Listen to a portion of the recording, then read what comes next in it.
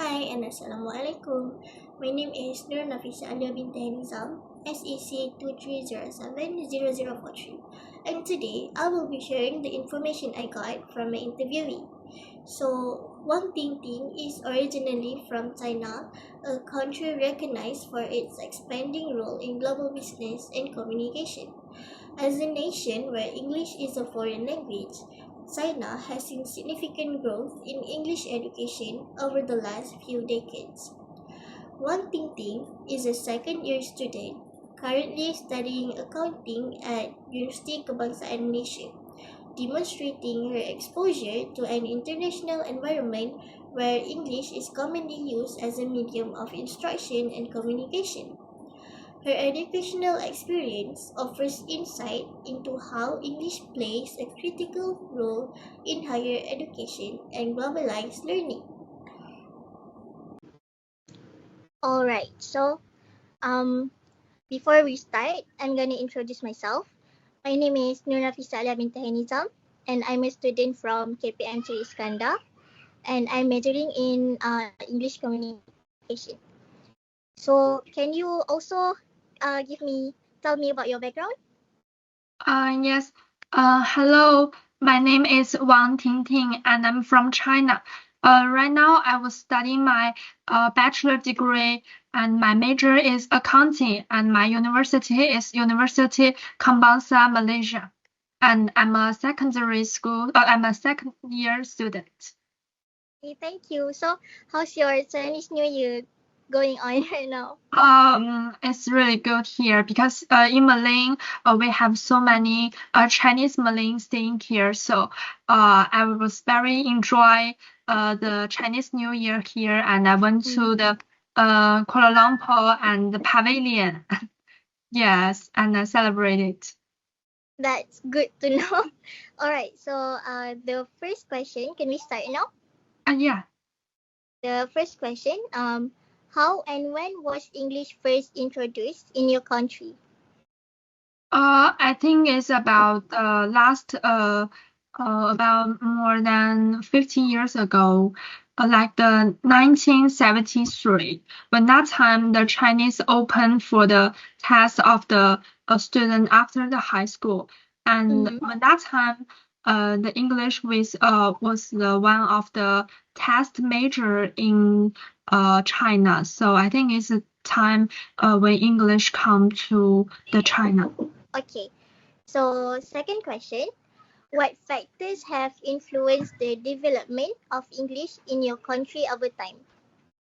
I think China is very big. It's not only on the of the land. It's also because Chinese have so many people, and Chinese has been built the countries in 1949. And until now, it is not so long. So there are so many people in China. They cannot speak English because for example, they are poor and they marry very, very early, so they have to take care of their family. And they don't have any money or they don't have a chance to go to school to study English. So I think, and English is one thing that is very expensive. You have have a teacher to teach you. So in some very poor places, like very far away from the capital, Beijing, it's very far away from that places. There's a very lack of the knowledge. I think that is the reason, and it's also because of the poor. People don't have the chance to learn. Oh, okay. Thank you. Moving on. How important is English in education, business, and daily communication in your country today? Today, English is very, very important in our education because when we finish our middle school and high school, we have two tests, and and English is a major of it's a subject we have to pass. So it's very important for our education. For the business, right now I think the world is become more and more global. So different countries, people will go to China, and Chinese people will go to the world. So everyone should communicate. So it is very important to learn English so that you can communicate with other people from the other country. Okay. Question five. Question four. Sorry. How do people in your country feel about the increasing use of English? I think that people will feel very happy to learn English because they can communicate and they can know other people's life in other countries. And also, as the global of the world right now, the people will also improve their English so they can have more chances in this social and have more a chance to study or have a business with other people. Okay, thank you. Um, do you think the dominance of English has a positive or negative impact on local languages and culture? I think, of course, a very positive impact. Because when we born in China, so the Mandarin will become our first language. So every Chinese people can speak Mandarin. But for the English, it help us to have more chance to improve our Mandarin to other people, like the other countries' people. So I think it's have a positive impact. We can share our language and share our culture to other people too. So, what do you think the negative impact? Do you can think of one? Yeah, it's also have a negative impact. For example, some people they cannot just learn Mandarin when they were young, and they just only learn English, so they cannot speak very good Mandarin. I think that is a very negative impact. Yeah. Okay. Next, can you give examples of words or phrases that are unique to your country's variety of English? I'll give you some color to CC. It's a translate from the Mandarin. I'll give you colors to CC. It means I'm threatening you. Yeah. I will like you do some bad things for me, and I'm threatening you. I will give you some color to CC. Oh, that's I mean, it's very interesting. cute. Yeah, it's very cute. Okay. Um, are there any loan words from local languages that have been integrated into English in your country?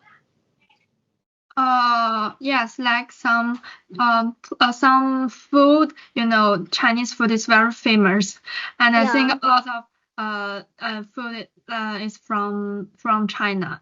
Like I just only speak the Chinese word, like I'm guessing, 宫保鸡丁 or 红烧猪蹄 or some of these words are also in such as in USA or in Malaysia, they also use Chinese word like using in English. Okay. Do younger and older generations use English vocabulary differently? I think there's no very different from the old generations and the young generations because when we are learning the English when we are young, like my generation is a young generation, we learn from the UK, the England. So but the old generation, like my parents, my mom, like my dad, they also learned the UK English. So we use the same one. We never change. Okay, thank you. So last question. Are there any slang terms or informal expressions that are commonly used in English in your country?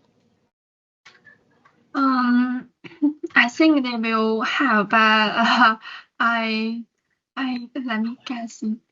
Like add oil, like add oil. It means fighting or something, or like yeah, or like the people mountain, people sea. It means there are so many people and it was very crowded. I think this just translate from, and it will just yeah, It's not, Yeah. it's informal. Right. Okay. So that is all. Thank you for being with me today. So, the first question that I asked Wang Tingting was, how and when was English first introduced in your country? So, Wang Tingting indicated that English was introduced in China over 15 years ago, around 1970, when it became part of standardized testing for students. This reflects that English education in China started as a formal requirement and highlights the country's efforts to internationalize education.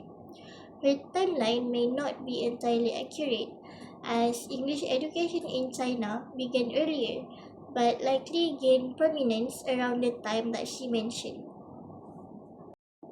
On to the second question, I asked her what factors have influenced the development of English in your country over time. So she emphasized China's large population and socio-economic disparities, highlighting poverty and limited access to education as major barriers to learning English. She also noted that English is expensive to learn due to the need for proper teachers. This illustrates that development has been uneven across regions and socio-economic classes. Her response underscores that regional disparities are a major factor in English proficiency across China. The next question I asked her was how important is English in education, business, and daily communication in your country today? So Wang Tingting pointed out that English is a core subject in the Chinese educational system and it is essential for passing the test. She also noted that globalization has increased the need for English in business to facilitate communication with people from other countries. This response shows that English has become a vital tool for professional and educational advancement in modern China, driven by international economic integration. On to question 4. How do people in your country feel about the increasing use of English?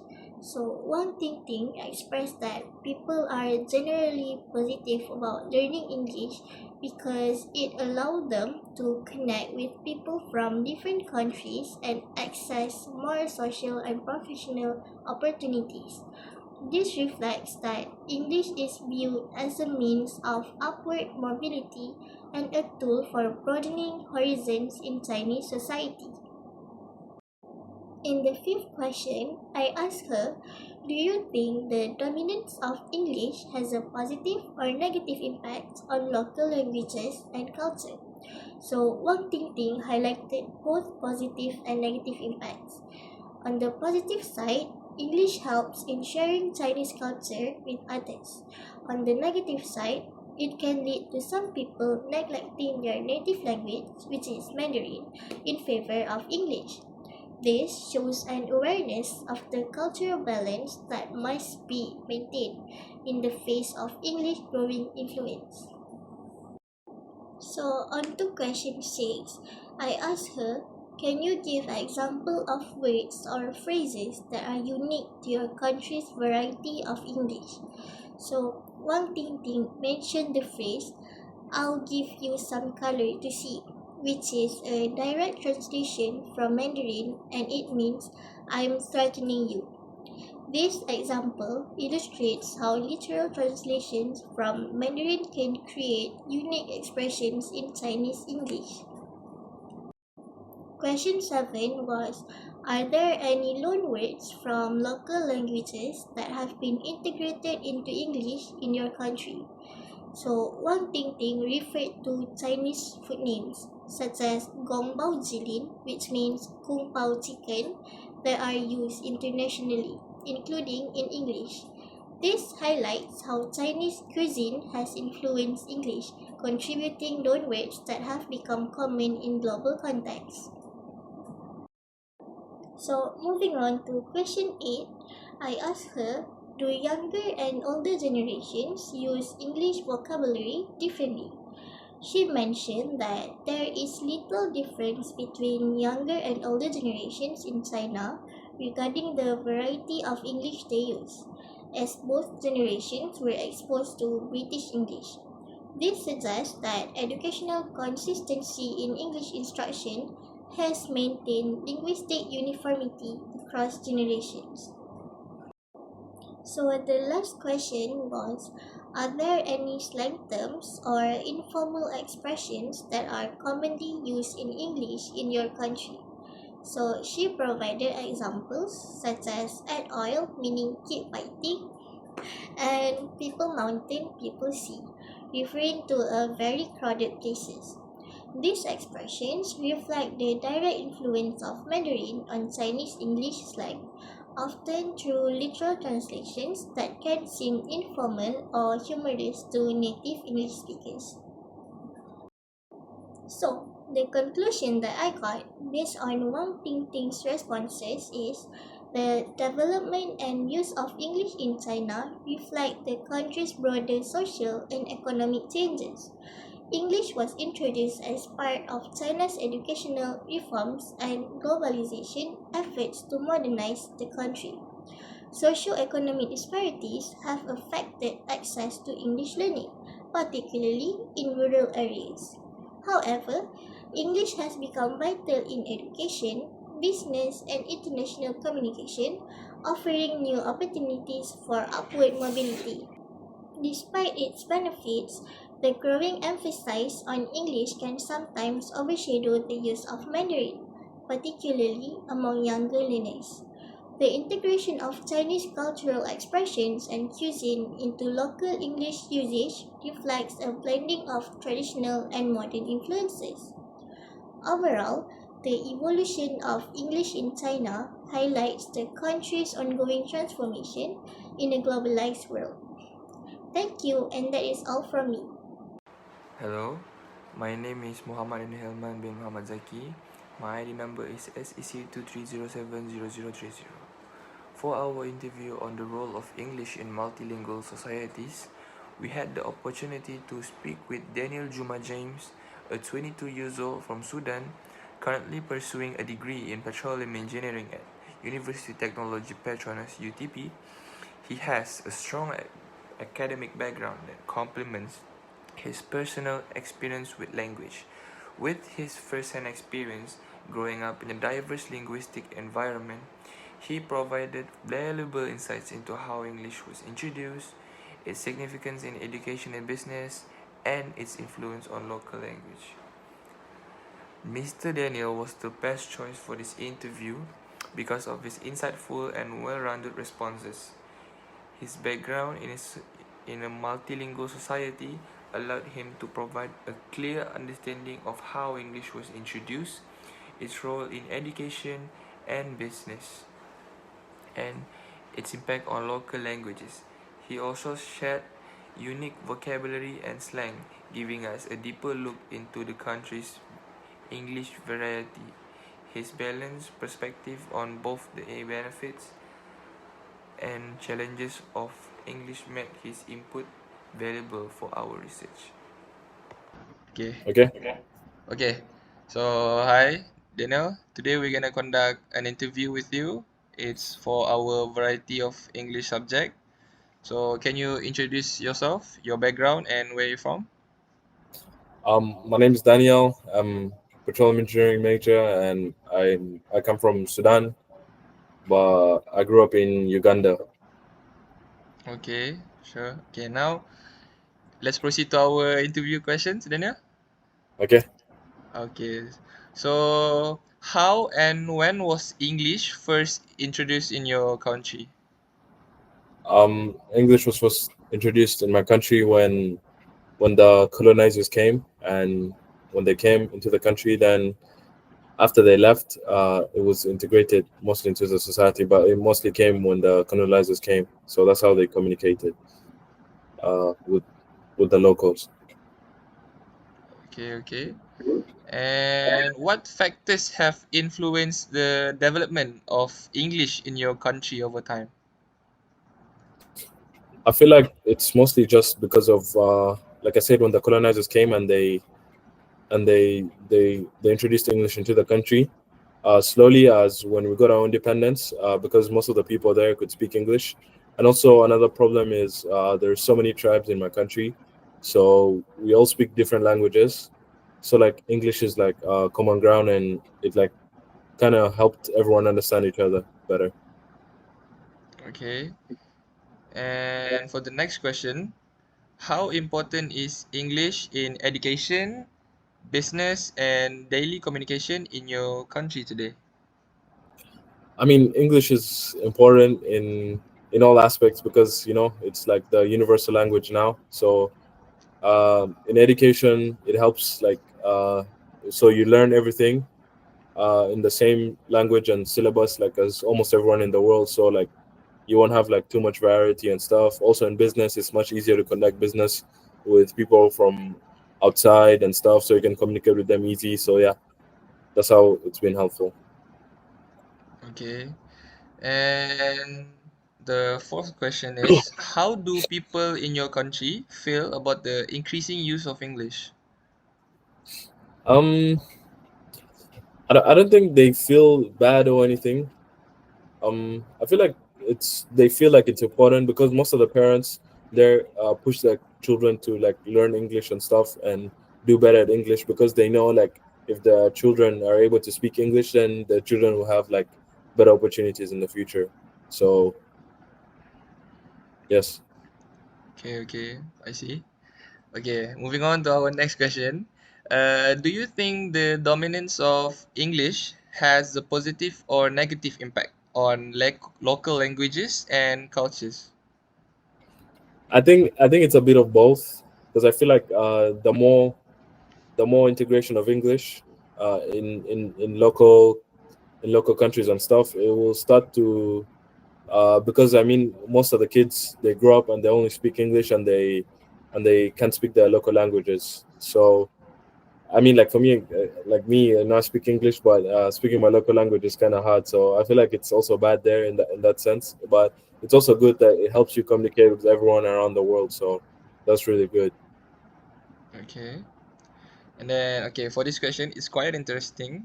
So, can you give examples of words or phrases that are unique to your country's variety of English?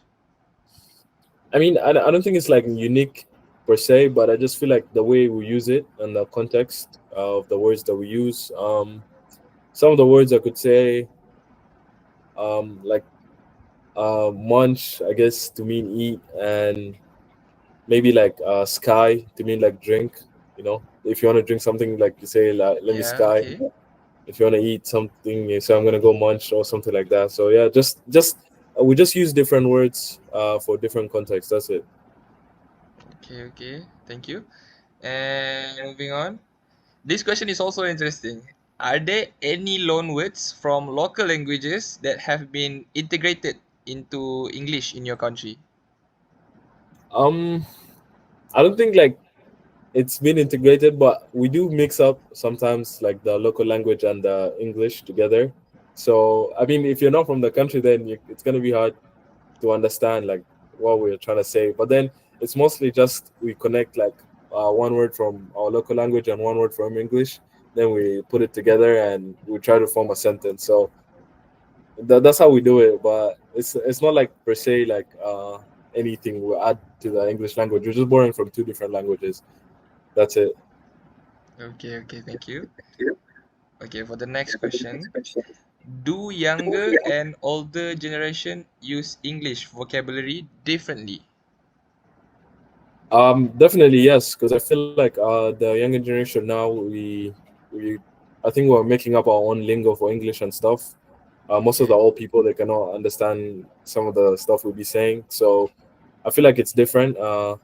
Maybe during that time they also had their own way of speaking, and but also us we also have our own way of speaking English. So I feel like it's different, but it's not too far off. I mean, you can learn the stuff, but I feel like it's different between the young and the older generation. okay. And for our last question, are there any slang terms or informal expressions that are commonly used in English in your country? Give some examples. Um, I mean, yeah, we do have some slangs like I guess like if like let me use for example transportation. If you want to get like transportation, like you say tapo. I don't. It just sounds weird. If I try to explain it to someone It's else who okay. come It's from okay. abroad. We say tapo. Basketball. We don't really say basketball. We say bako. Uh, what else?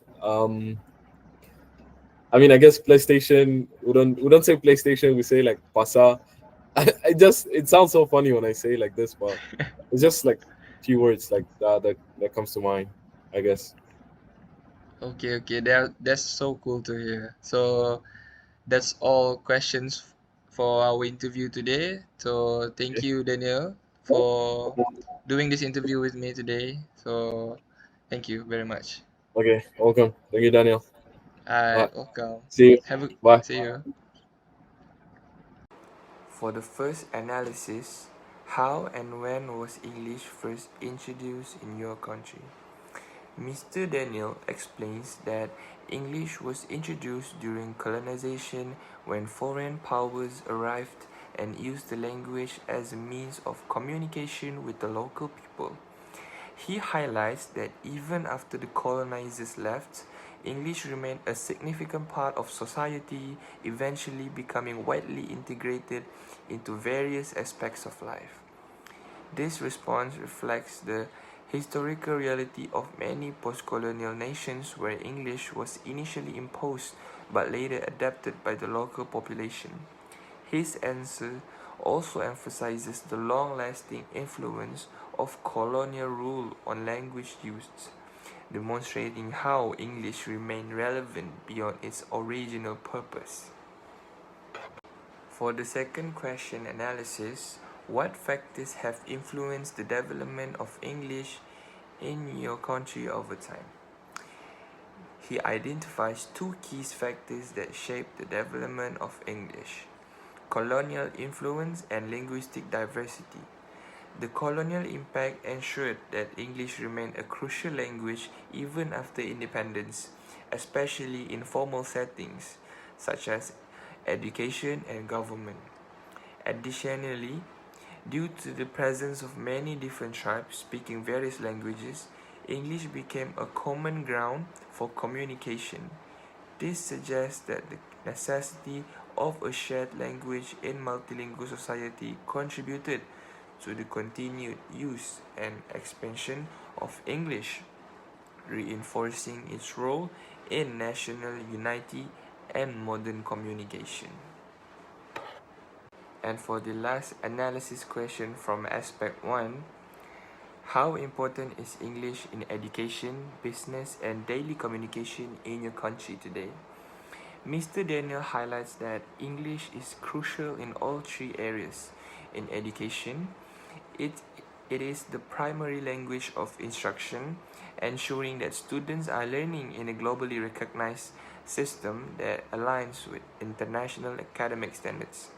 In business, English facilitates interaction with international partners, making trade and communication more efficient. This is particularly important in a globalized economy where proficiency in English can determine access to better opportunities. In daily communication, English is widely spoken, especially in urban areas, where it serves as a practical tool for interactions among people from different linguistic backgrounds. His response underscores the idea that English is not just a foreign language, but an essential part of daily life. Moving on to the second aspect, let's go to the question. How do people in your country feel about the increasing use of English? According to Mr. Daniel, most people in his country have a positive perception of English. Parents, in particular, encourage their children to become proficient in the language because they believe it provides better career and educational opportunities. This reflects a common global trend where English is associated with upward mobility and success, making it a desirable skill for future generations. His response also suggests that English is seen as a necessity rather than an external influence, indicating that people have fully integrated it into their societal norms rather than resisting its presence. For the next question of aspect 2, do you think the dominance of English has a positive or negative impact on local languages and cultures? Mr. Daniel provides a balanced perspective acknowledging both the advantages and disadvantages of English dominance. On the positive side, English enhances global communication, allowing people to connect with the international community.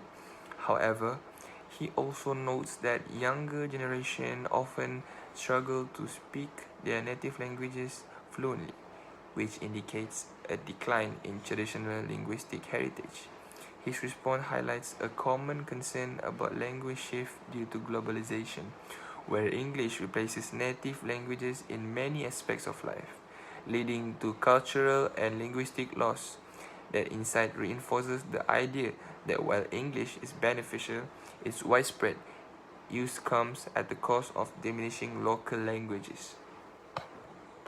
For the last question of aspect number 2, can you give examples of words or phrases that are unique to your country's variety of English? He provides examples such as munch, that means to eat, and sky, that means to drink. His response suggests that while the vocabulary itself may not be entirely unique, the way these words are used in specific contexts give his country's English variety a distinct character. This aligns with how different regions develop localized English expressions that reflect cultural and linguistic influences. His example demonstrates how language evolves naturally, adapting to the social and communicative needs of its speakers. Moving on to the third aspect, let's start with the first question. Are there any loanwords from local languages that have been integrated into English in your country? Mr. Daniel clarifies that while there are many officially integrated loanwords, code mixing is very common. This means that people often mix their local languages with English in conversation, creating a blended form of communication that may be difficult for outsiders to understand. His response highlights a dynamic bilingual environment where English and native languages coexist in informal speech. This practice of code mixing is common in multilingual societies, where speakers naturally switch between languages depending on context. Next, our second question of the third aspect: do younger and older generation use English vocabulary differently? He confirms that there is a noticeable generational gap in English usage. Younger people tend to create their own slang and expressions, making it difficult for older generation to understand their way of speaking. This suggests that English evolves within different age groups, reflecting ongoing cultural and linguistic changes. His response aligned with the universal phenomenon of language adaptation, where each generation adds new vocabulary and expression that may not have existed before. It also highlights how language is not static but constantly influenced by social trends and digital culture. And for the last question of the third aspect, are there any slang, terms, or informal expression commonly used in English in your country? Mr. Daniel provides examples such as tapo, transportation, bako, that means basketball, and pasa, that is PlayStation. His response shows that slang plays a significant role in shaping informal speech, giving their English variety a unique, localized identity. This term reflects cultural influences and social trends, demonstrating how language adapts to fit new contexts His examples also suggest that slang is an important aspect of communication, particularly among younger generations who often develop their own linguistic style distinct from formal English. Moving on to the justification for the analysis, Mr. Daniels' responses provide a clear and insightful perspective on the role of English in his country, making the analysis highly relevant. His explanation of English being introduced during colonization aligns with historical patterns in many post-colonial nations, where the language remained a dominant force even after independence.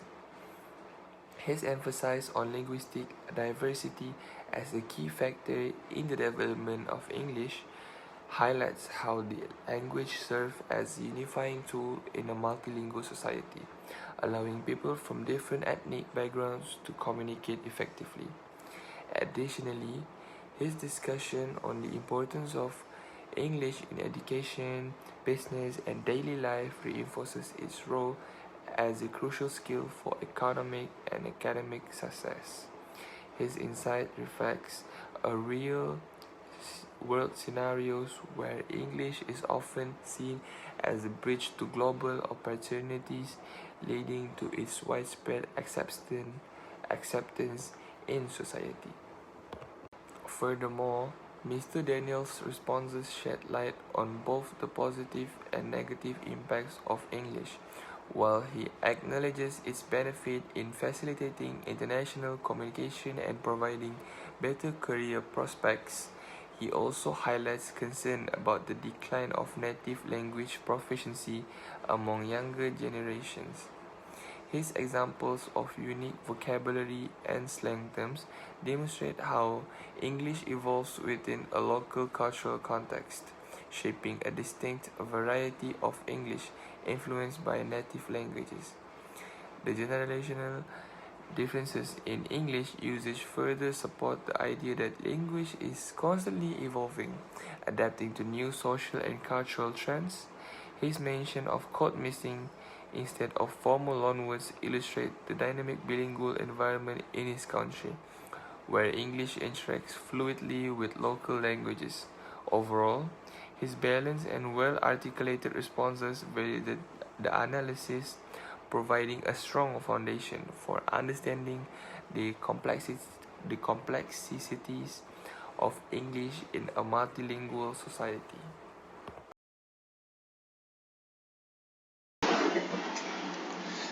Assalamualaikum and hi everyone. Let's move on to our group presentation. My name is Muhammad Daniel Hilman bin Muhammad Zaki. My ID number is SEC23070030 and this is my group mate. Hi and Assalamualaikum. My name is Nur Nafisa Alia binti Nizam. My ID number is SEC23070043. Okay, let's move on to our group presentation and let's start with the first compare and contrast the feature of English in the country studies. For the first aspects of similarities, are there any loanwords from local languages that have been integrated into English in your country? For these similarities between these two countries, for the expanding, in China, loanwords mostly come from Chinese cuisine. Words like Gongbao Jilin and Hongzhao Zuri are used internationally, even in countries like the USA and Malaysia. As for the outer country, in Sudan, while there are no direct loanwords, local mix English with their native language, forming hybrid sentences that can be difficult for outsiders to understand.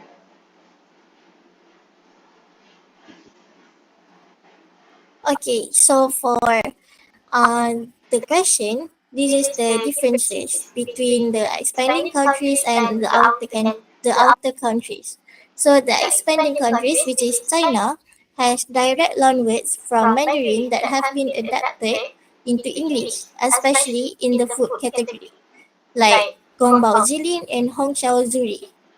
Some Mandarin loanwords are widely used internationally, especially in English-speaking countries such as USA and Malaysia.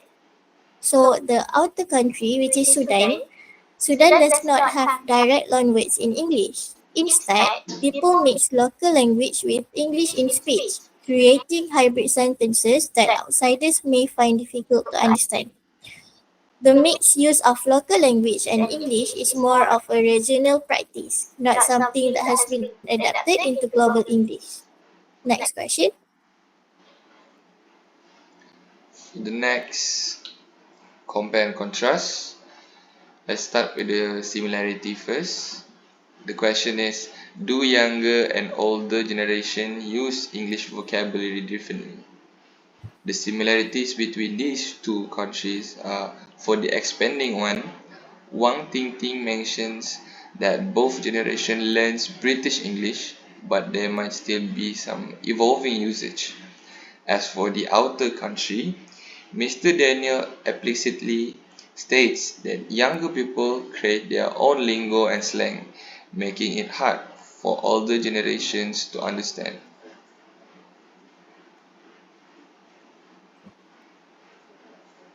Okay, so for the differences, for expanding country, there is little to no difference in vocabulary between generations because both learn UK English in school.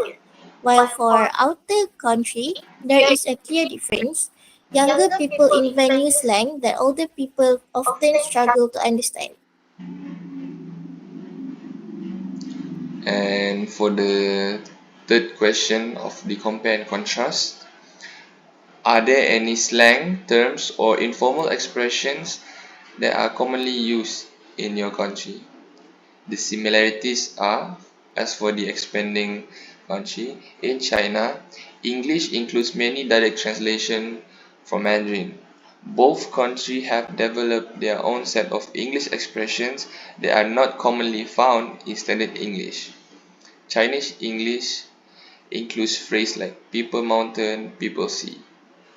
As for the outer country, in Sudan, English is frequently mixed with native languages through code mixing. Sudanese English features slang words like munch that means to eat and sky and that means to drink.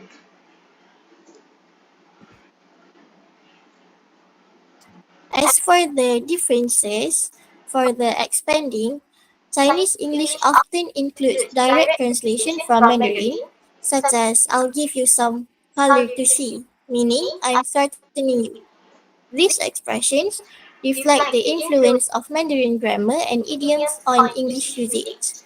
For the outer country, which is Sudan, Sudanese English integrates local linguistic elements with words like munch, to eat, and sky, to drink, taking on new meanings instead of direct translation.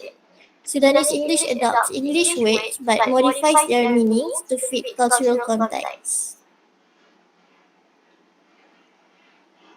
Okay, moving on to the usage of English in both of these countries. Let's start with the similarities first. For the expanding country, in China, English is a required subject in school and students must pass English exams to progress in education. It is also essential for business, especially as China interacts with the global market. English helps connect China to the world and facilitates global trade and communication. For the outer country, in Sudan, English is widely used in education and business, making communication easier with people from different linguistic backgrounds. English serves as a common ground for communication between different ethnic and linguistic groups within the country. Moving on to differences, for expanding country, English is standardized. British English is taught in British English is taught in schools, and both young and old generations use it similarly. Economic disparities affect English usage, while poor areas have better access to English education, while poorer rural areas have limited exposure.